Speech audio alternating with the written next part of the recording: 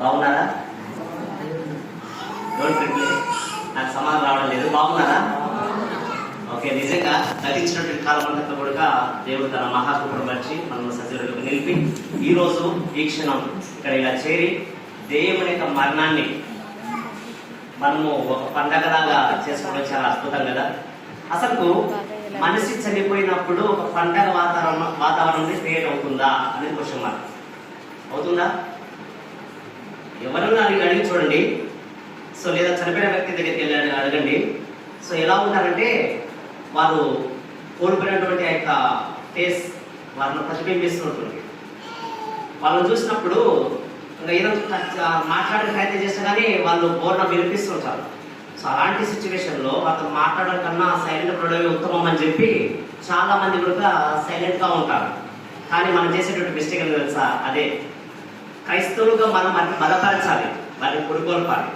ఇక్కడ యేసుక్రీస్తు ప్రభువు చనిపోతున్నటువంటి ఆ యొక్క సిచ్యువేషన్లో అనగా శిలువ మీద ఆయన ఉన్నప్పుడు చాలా అద్భుతంగా తన యొక్క మాట యొక్క వైఖరి ఉంది.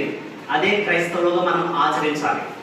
దాన్ని మనం చెప్పేవారిగా ఉండాలని దేవుని యొక్క వాక్యం సెలవిస్తుంది. ఇక్కడ చూస్తే కనుక నిజంగా యేసుక్రీస్తు ప్రభు శిలువలో 7 మాటలు చెప్పాడని చెప్పి చాలా ప్రత్యేకంగా దాన్ని వివరిస్తాం ఈ సందర్భంలో.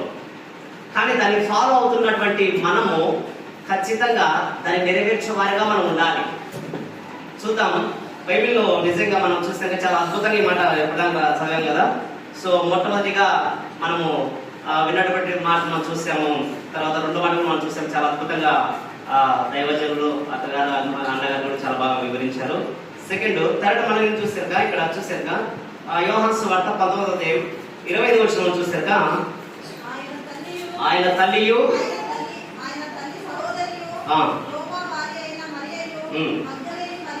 ఓకే ఓకే యేసు తన తల్లియు తాను ప్రేమించిన శిష్యుడును దగ్గర నిలుచుండుట చూచి, అమ్మా ఇదిగో నీ కుమారుడు. ఓకే ఓకే, సూపర్ అండి. చాలా అద్భుతంగా యేసుక్రీస్తు ప్రభు ఇక్కడ ఇక మాటలు చెప్తున్నాడు. బాగా ఆలోచిస్తే కనుక సో అక్కడ యేసు ప్రభు సిలువ వేసినటువంటి యొక్క సిచ్యువేషన్ లో కింద తాను చూసినప్పుడు బాగా గమనించండి, దేవుడు మనం చూస్తే మనకు కనిపించే వారిగా మనం ఉండాలి. ఈరోజు దేవుడు బిడ్డలుగా ప్రజలు చేపడుతున్నటువంటి మనము దేవుడు మనల్ని ఆకాశం చూస్తే లేదా దేవుడు మనల్ని పరిగెత్తి చూస్తే ఖచ్చితంగా